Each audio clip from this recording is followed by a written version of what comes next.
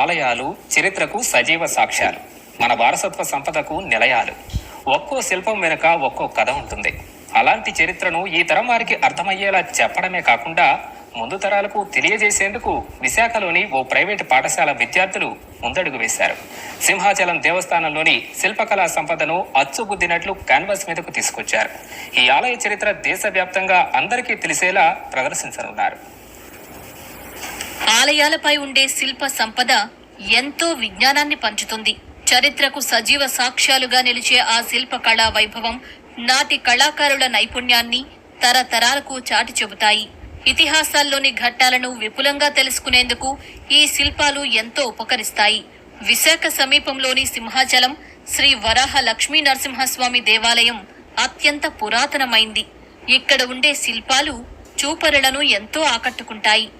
వాటిని అచ్చుగుద్దినట్లు పేపర్పై ఆవిష్కరించారు ఓ ప్రైవేట్ విద్యా సంస్థ విద్యార్థులు. 100కు పైగా అద్భుతమైన చిత్రాలను విద్యార్థులు గీశారు.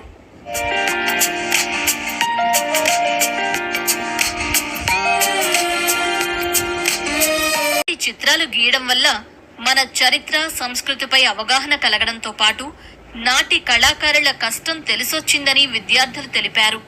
ఈ చిత్రాలను అందరూ ఆదరించేలా ప్రత్యేక ప్రదర్శన ఏర్పాటు చేస్తామని పాఠశాల యాజమాన్యం తెలిపింది.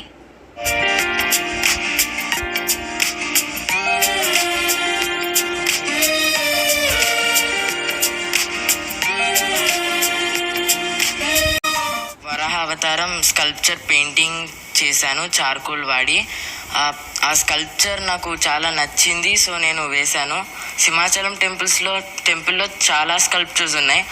ఆ ప్రతి స్కల్ప్చర్కి ఒక్కొక్క స్టోరీ ఉంది. అది హిస్టరీ నేను చదివినప్పుడు నాకు చాలా ఇంట్రెస్ట్ కలిగింది. ఇంకా నెక్స్ట్ ఫ్యూచర్ జనరేషన్స్ కూడా ఇది ప్రిజర్వ్ అయ్యి నెక్స్ట్ జనరేషన్స్ కూడా తెలియాలి అని నేను అనుకుంటున్నాను.